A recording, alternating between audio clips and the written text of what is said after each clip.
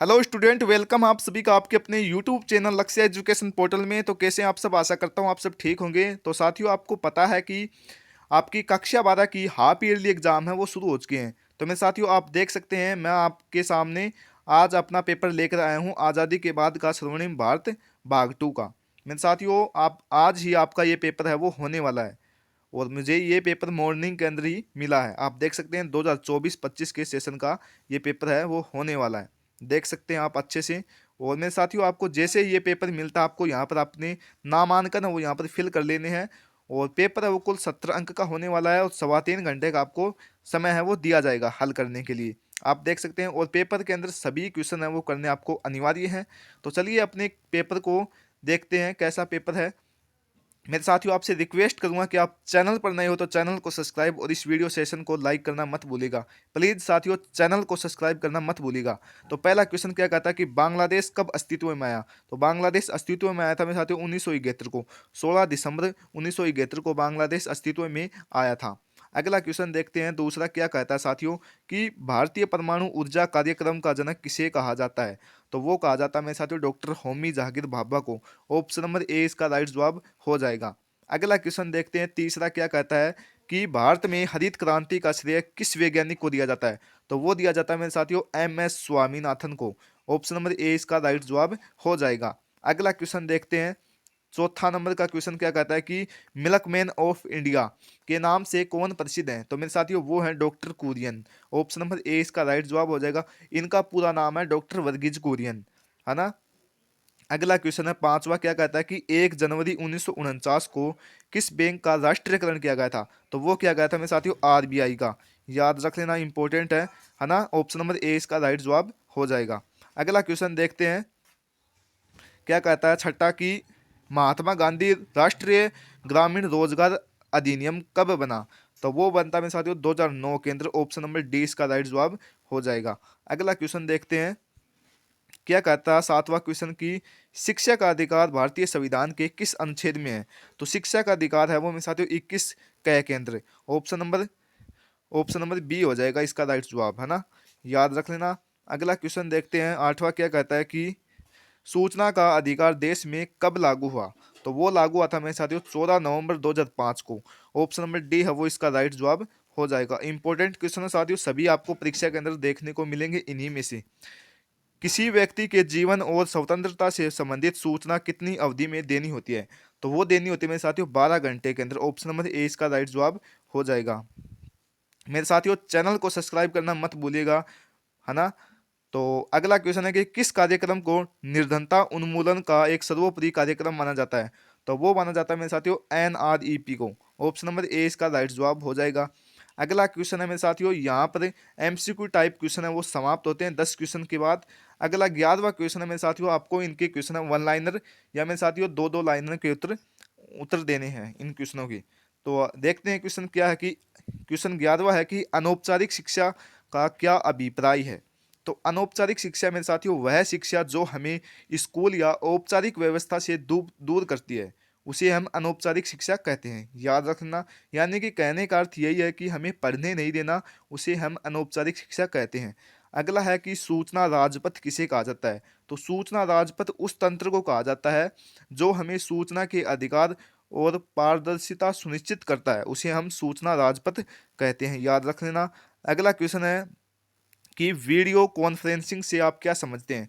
तो video conferencing का अर्थ होता है मेरे साथियों कि जब दो व्यक्ति दूर बैठे होते हैं उन्हें आपस में कनेक्ट करना वीडियो कॉन्फ्रेंसिंग कहलाता है। और कहने का अर्थ यही है कि दो लोगों को आपस के अंदर जोड़ना, उसे हम वीडियो कॉन्फ्रेंसिंग कहते हैं, वो मीटिंग करते हैं, है ना। ऐसे आपको लिख देना है 1-2 लाइन के अंदर, बस काफ़ी है। अगला क्वेश्चन है कि ऑपरेशन ब्लैक बोर्ड से आप क्या समझते हैं? तो मेरे साथियों, ऑपरेशन ब्लैक बोर्ड है कि ये एक भारत सरकार द्वारा चलाया गया कार्यक्रम है। इसका मुख्य उद्देश्य है कि प्राथमिक विद्यालय हैं उसके बुनियादी ढांचे, शिक्षकों व अन्य सुविधाओं की देख रेख करता है, वो करता है ऑपरेशन ब्लैक बोर्ड। अगला क्वेश्चन क्या है कि केंद्रीय शिक्षा सलाहकार बोर्ड के कर्तव्य लिखिए। आप देख सकते हैं मेरे साथियों, सभी क्वेश्चन के मैं उत्तर दूंगा तो वीडियो है वो ज़्यादा लंबी हो सकती है ना। देख सकते हैं अगला क्वेश्चन है कि गरीबी रेखा को परिभाषित कीजिए। तो गरीबी रेखा वह आर्थिक स्तर है जिसके नीचे एक व्यक्ति अपनी बुनियादी आवश्यकताओं को पूरा नहीं कर पाता है ना, उसे हम गरीबी रेखा कहते हैं। अगला क्वेश्चन है कि आधार कार्ड की विशेषताओं का उल्लेख कीजिए, है ना। इंपॉर्टेंट क्वेश्चन है साथियों, ये आपको देखने को मिल सकता है। तो आपको क्या लिखना है कि एड्रेस, सबसे पहले लिखना है कि आधार एक एड्रेस का प्रमाण है, यानी कि पत्ते का। दूसरा है कि आधार कार्ड के अंदर 12 नंबर, जिसे हम आधार कार्ड के कोड भी बोलते हैं, उसके माध्यम से हमारी पहचान होती है 12 अंकों के माध्यम से, ऐसे लिख देना। ये मेरे साथियों क्या है, बैंकिंग और लोन लान लेने के लिए भी विशेष रूप से काम आता है, आधार कार्ड ही काम आता है। अगला क्वेश्चन देखिए, ऐसे आपको 2-4 पॉइंट लिख देने बस। अगला है 18वां क्वेश्चन, स्वच्छ भारत मिशन पर टिप्पणी लिखिए। तो सबसे पहले स्वच्छ भारत मिशन की शुरुआत कब हुई थी? तो वो हुई थी मेरे साथियों 2 अक्टूबर 2014 को। कब हुई थी? 2014 को इसकी शुरुआत हुई थी, याद रख लेना, इंपॉर्टेंट है। और इसकी शुरुआत किसने की थी? तो भारत के प्रधानमंत्री नरेंद्र मोदी द्वारा इसकी शुरुआत है वो की गई थी, देख लीजिएगा। और इसका मुख्य उद्देश्य यही है कि भारत के हर गांव हर शहर को स्वच्छ बनाना। अगला क्वेश्चन है कि नोटबंदी क्या सफल रही? तो मेरे साथियों, इसका मुख्य उद्देश्य क्या है? तो नोटबंदी का मुख्य उद्देश्य यह है कि काले धन, नकली नोट, भ्रष्टाचार को रोकना। इसका परिणाम है वो विवादित रहा है, कहने का अर्थ यही है। 20वां क्वेश्चन क्या है कि पीवी प्रेस क्या था, इसकी समाप्ति कैसे हुई? तो पीवी प्रेस क्या है मेरे साथियों? पीवी प्रेस एक अ, भारत के अंदर पहले 565 रियासतें थी, आप सभी को पता है। उसको समाप्त करके जो राजाओं को एक प्रकार का विशेष भत्ता दिया जाता था, उसे हम पीवी प्रेस बोलते थे। इसकी समाप्ति है वो भारत की प्रथम महिला प्रधानमंत्री इंदिरा गांधी ने की थी। इसकी समाप्ति कब की थी? 1970 के अंदर इसकी समाप्ति कर दी गई थी, ऐसे आपको लिख देना है। अगला है कि भारत में हरित क्रांति पर टिप्पणी लिखिए। तो हरित क्रांति के जनक हैं वो है डॉक्टर एम एस स्वामीनाथन। और हरित क्रांति का मुख्य उद्देश्य यही है कि भारत देश के अंदर अ, यानी कि जो बीज होते हैं, उच्चतम किस्म के बीज, खेती के अंदर विकसित तंत्र आते हैं, जो औजार होते हैं उनको विकसित करना।